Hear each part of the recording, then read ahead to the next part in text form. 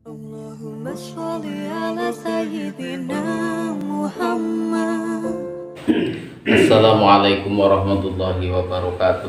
Waalaikumsalam warahmatullahi wabarakatuh. Liridhoillahi ta'ala wa li syafaati rasulillah wa li kulli niyatin sholihah wa bi barakati hadhihi sa'ah lahumul fatihah. A'udzu billahi minasy syaithanir rajim.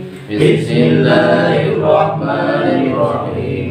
Alhamdulillahi rabbil alamin arrahmanir rahim maliki yaumiddin.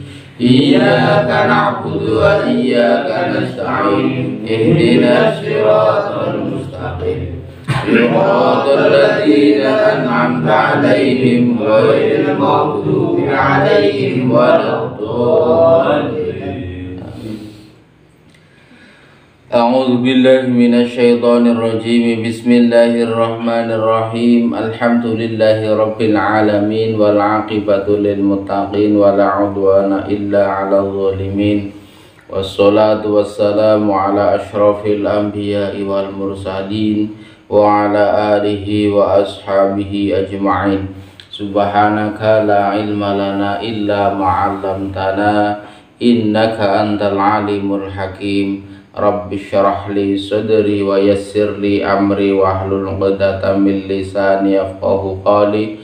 Rabbana iftah bainana wa baina qaumina bil haqqi wa anta khairul fatihin wa la haula wa la quwata illa billahil aliyyil azim.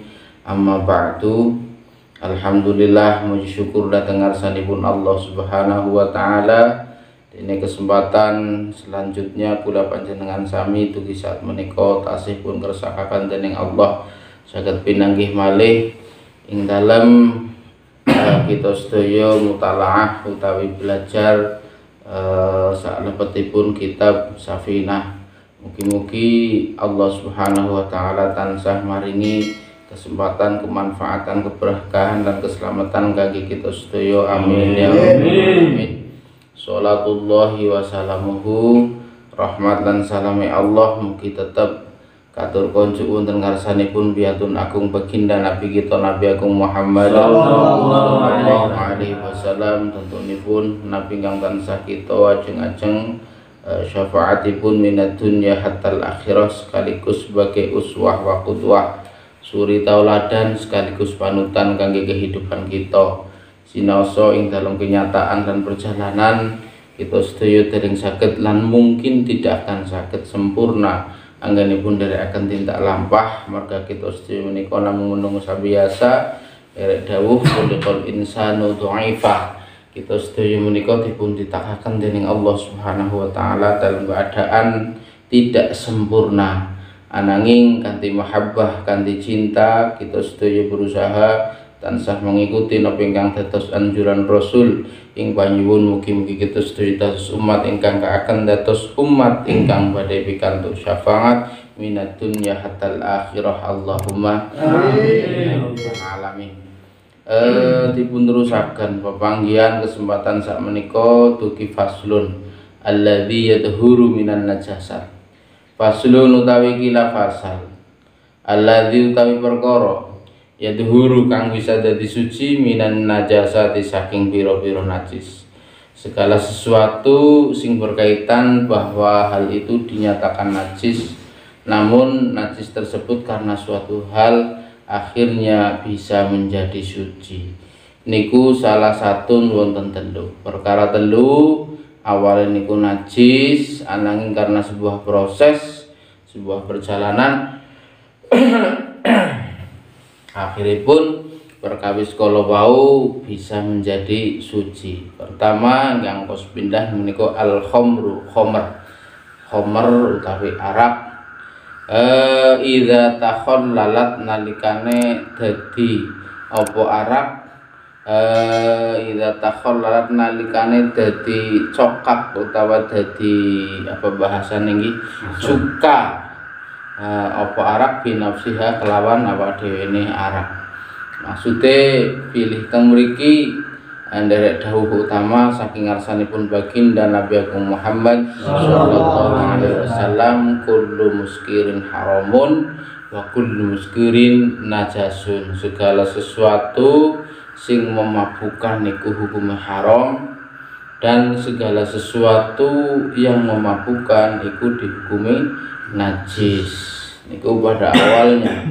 Namun karena sebuah proses sing akhirnya benda-benda najis tersebut berproses dengan sendirinya, karena mungkin secara bahasa sakniki keranten expired, atau karena perubahan keadaan, karena umur benda tersebut, sehingga benda tersebut berubah, bukan berubah menjadi Iron Man, tapi berubah dari situasi sing pada awalnya napa jenengane barang sing najis, sing akhirnya bisa berubah menjadi cuka.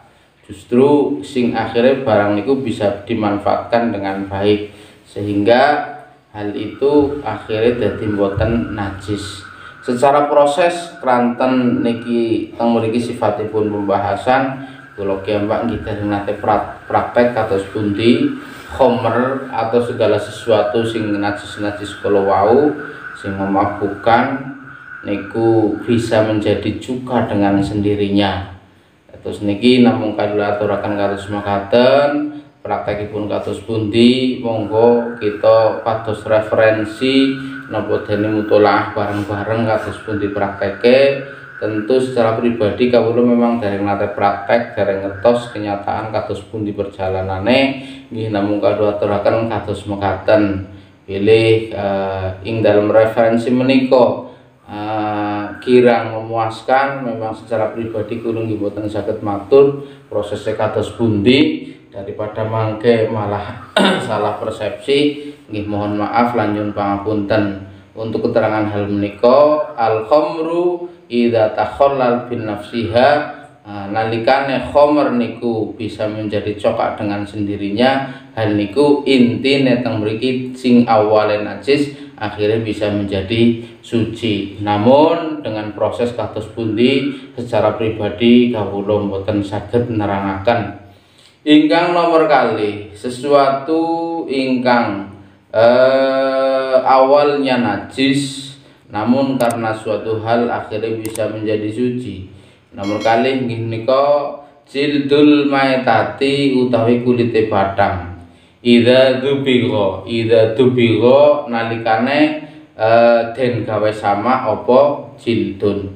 Kulit hayawan sing hayawan iku halal untuk disembelih.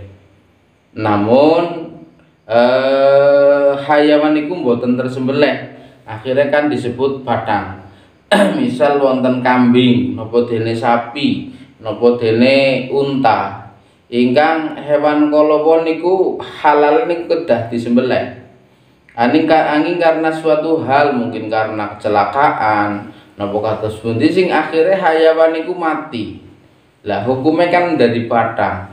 Tentunipun batang niku sifatipun nggih kejaba haram dipun haram utawi boten kenging dipun dahar, mangke hewan niku nalikane napa jenengane nalikane mbun dadi batang tentunipun niku nggih sifatipun najis ngaten.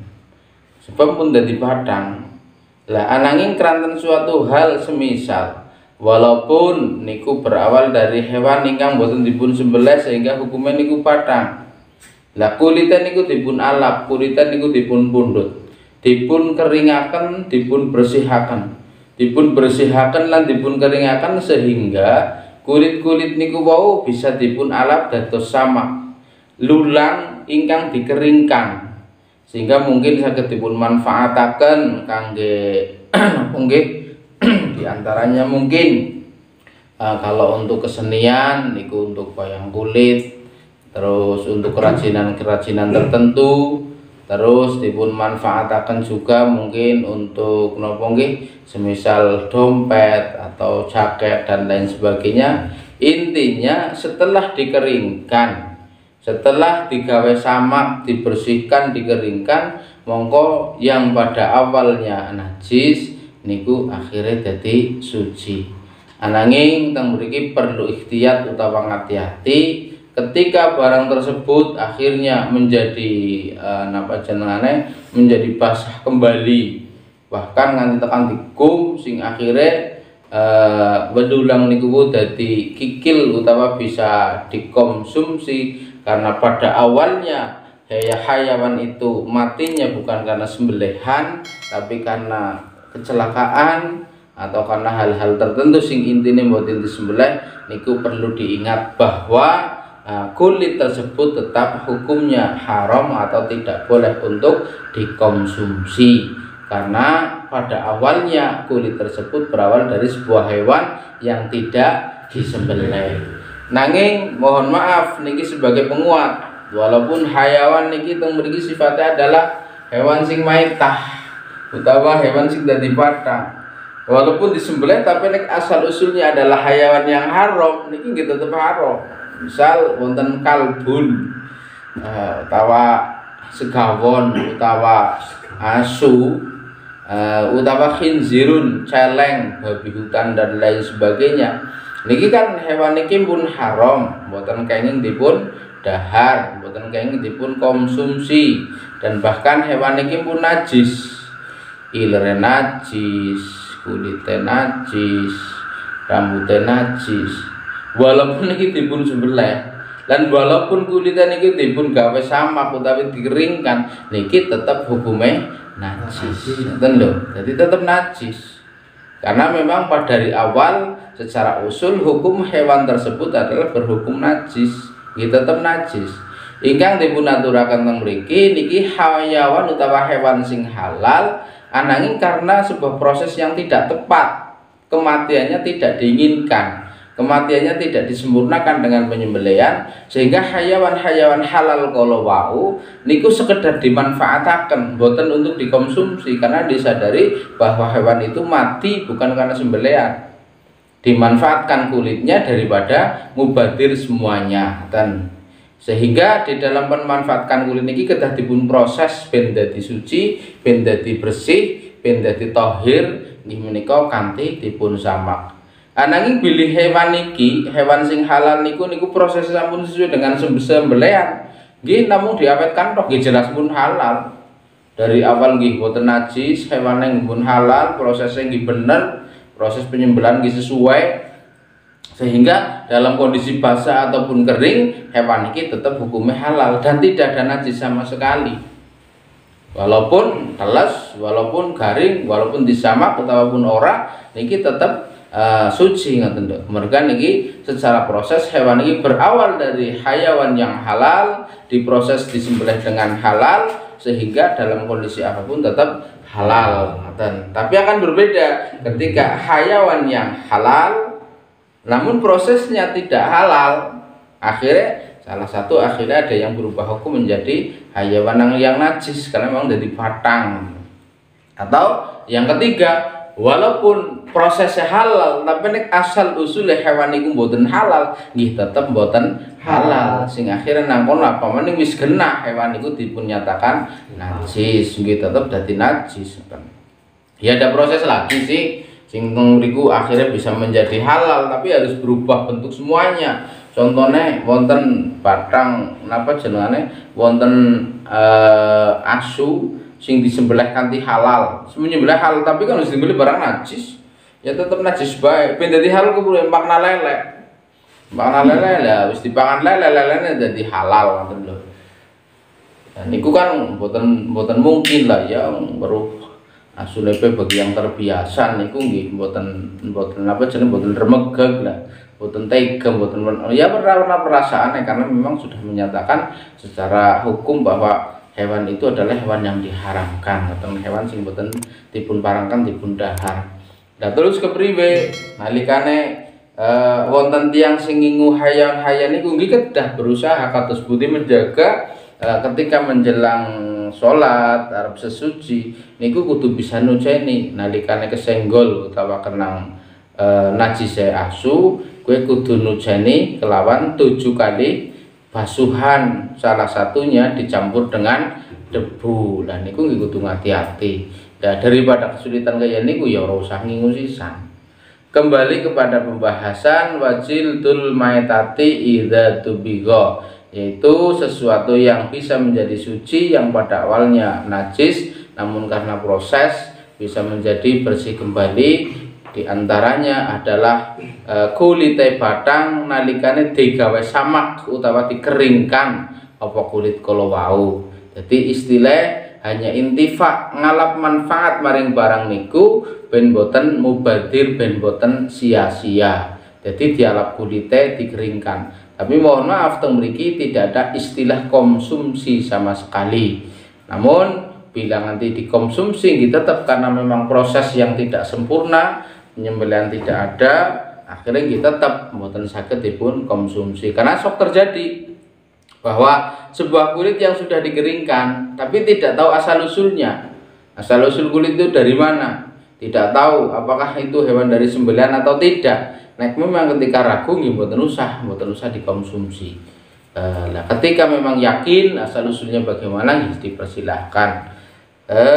Saat terasipun sesuatu ingkang sifatipun najis namun karena suatu hal bisa menjadi suci. Wama soro hayawanan. Nah niki cukup lumayan sulit niki. Wamalan barang-barang sorokan dadi apa ma dadiku hayawanan hayawan. Segala sesuatu sing mikine najis tapi wis dadi hewan. Contohnya kulun jenengan niku menangi batang. Niki bahasannya kenapa barang najis ya nyun pangapunten cukup menggelikan apa ya, cukup ya menjijikkan gitu. Tapi ya kita pun pada asalnya akan menjadi gitu. Pada asalnya kulun jenengan badan yang dulu dipuja-puja pada saatnya akan tergeletak di perut bumi jadi santapan cacing tanah. Ya kita pun pada saatnya akan seperti itu. Tapi ya kalau lagi niki kudu dibahas ya dibahas.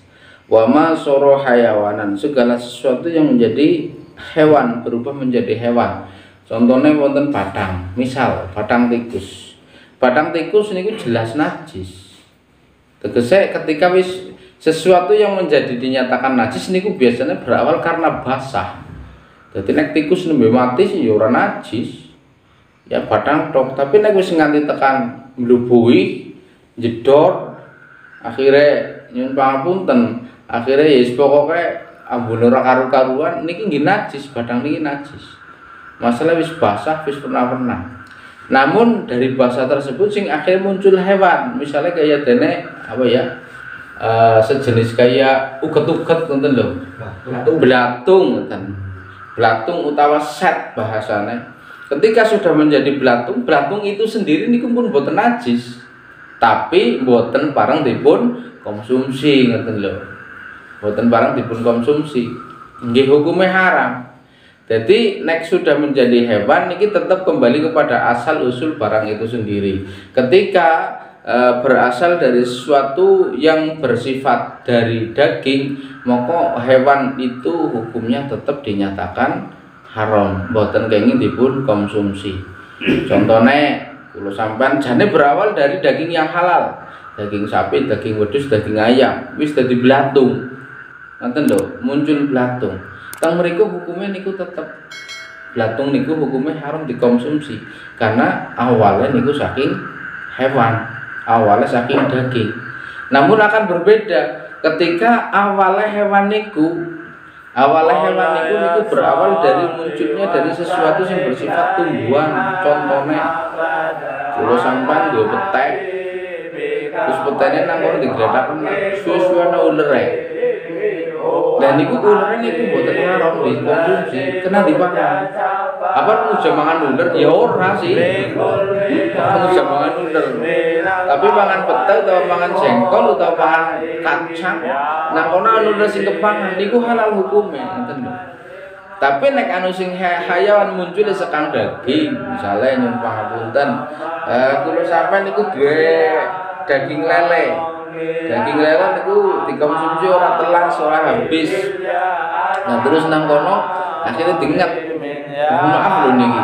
Nek leles dinget nganti ping 3 nang jero bentuk hewan walaupun dinget niku ora tembus jero. Sing arep njaba. Jero niki tetep gelem ana hewane. Lho Lho hewan sing muncul sekang daging niku tidak boleh dikonsumsi. Hukumnya niku haram. Ketika dimakan terus nang kono kok dilalah anak hewan power sing bisa dipangan. Beda mangan petek, mangan jengkol, dipangan anu lerek, kekletus ora apa-apa terus nabae. Niku halal ngoten lho. Jadi teng mriki keterangane wa ma soro hayawanan. Janjane dan niki kan proses-proses niki terkadang cok mireng informasi bahwasanya susu pun terkadang niku dibikin apa ya jenengane digawe keju, dari keju nantinya dijadikan juga menjadi sehingga muncul hewane ngoten lho. Dibusukan menjadi blatung. Jadi dikonsumsi enak ya akhirnya jadi gendon. Jadi gendon makanya kayak apa hukumnya gendon? Loh, gendon itu kan berawal dari tumbuhan. Muncul sekang wit glugu ngoten lho. Niku nggih pokoknya mboten jijik niku halal. Gendon niku halal. Sing penting mboten jijik. Sing marakna haram jijike niku lho, jijik sih. Tapi nggih benten kalau wau ana hewan mati sing nang kono kok padha metu gendone niku nggih tetep hukumnya haram. Jadi segala sesuatu yang berawal menjadi hewan tapi awalnya niku saking hewan yang hidup niku hukumnya tetap haram. Tapi teng mriku dadi mboten najis ngoten lho. Namun mboten najis. Jadi ana batang wedhus nang kono metu blatunge mencolot maring iki jepret kuwe. Jepret lah mencolot maring iki awake dhewek sing kenang jepretane blantung kuwe. Ya ora najis ora apa-apa, ora kudu dikumbah ora apa-apa. Ngertegel. Nek ora tegel ya wisuk ngoten lho. Lah tapi beda karo niku wau hewan sing munculé sekang tumbuh-tumbuhan. Ini ku dengan catatan memang teng mriku kula jenengan boten jijik nggih tetep umpamane ke konsumsi kepangan kaya dari kula aturaken contoh salah setunggaling kala wau hewan sing memang dilalah berawal dari sayuran utawa tumbuhan niku mboten najis juga kenging dipun konsumsi. Ngoten nggih keterangan-keterangan niki jarang terjadi sih. Namun nggih muga-muga dadi pengertian kula sampean kabeh. Ya contohnya sing sering terjadi ya paling-paling kaitannya karo uler nang jero petek gitu. Ya ora niat mangan uler tapi niatnya mangan petek tapi nek petenan uler akhirnya kepangan. Najiskah? Tidak. Haramkah? Tidak. Ngoten lho. Dadi kula jenengan bisa jawab. Namun sisi lain dibalik mangan lele tapi nek ono blatunge najiskah? Najis. Ngoten lho. Blatung tapi mboten najis. Iku kula salah keterangan iki. Mboten najis tapi tetep hukumnya haram merga blatunge niku berawal dari hewan, mboten berawal dari sayuran. Sementara kados mekaten keteranganipun tiga hal yang awalnya niku najis namun karena sebuah proses akhirnya menjadi suci. Satu yaitu khomer yang menjadi cokak atau menjadi cuka. Terus yang kedua kulit yang dikeringkan atau disamak. Yang ketiga hewan sing nang segala sesuatu sing akhirnya saking barang najis sudah berubah menjadi hewan. Dan tadi ya umpamane pangapunten anak kotoran wong ngingu ayam kan kotoran ana banget. Lah nang kono saking kotoran saking akeh niku akhirnya dadi hewan kabeh dadi blatung kabeh. Blatung iso ora najis ngoten lho. Masalah iku hukumnya wis dudu napa jenenge? Dudu kotoran tapi hukumnya juga wis dadi hewan. Lah niku mboten najis cuma nggih niku kedadipun mangertosi awal mulanya bagaimana, prosesnya bagaimana, halal atau tidak. Intinya pun ketika sudah menjadi hewan hal itu sudah tidak najis namun bisa dinyatakan suci. Tinggal teng mriku mangke hukum selanjutnya halalkah untuk dikonsumsi atau tidak. Nggih muga-muga Allah Subhanahu wa taala tansah bimbing kita sedaya sehingga tetap bisa jaga mana yang halal, mana yang haram, mana yang najis dan mana yang suci dan kita bisa menerapkan pada posisi-posisi yang sebenarnya sehingga iman Islam kita terjaga dan mudah-mudahan wala tamutunna illa wa antum muslimun. Kita belum akan kembali kepada Allah Subhanahu wa taala kecuali dengan ketetapan iman dan Islam yang sempurna atas rahmat Allah dan syafaat Rasulullah. Allahumma amin ya rabbal alamin. Wallahu a'lam bishawab. Akhiran subhanakallahumma wa bihamdika asyhadu an la ilaha illa anta astaghfiruka wa atubu ilaik. Assalamualaikum warahmatullahi wabarakatuh. Waalaikumsalam warahmatullahi wabarakatuh. Maulaya sholli wa sallim daiman abada ala habibika khairil khalqi kullihim huwal habibul ladzi turja syafa'atuhu li kulli yawmin minal ahwali muqta'imin ya rabbi bil mustafa balligh maqasidana wa ghfir lana ma madha ya wasi'at karami ya arhamar rahimin ya arhamar rahimin ya arhamar rahimin farij ala muslimin sallallahu rabbuna ala nuril mubin Ahmad al-Mustafa sayyidil mursalin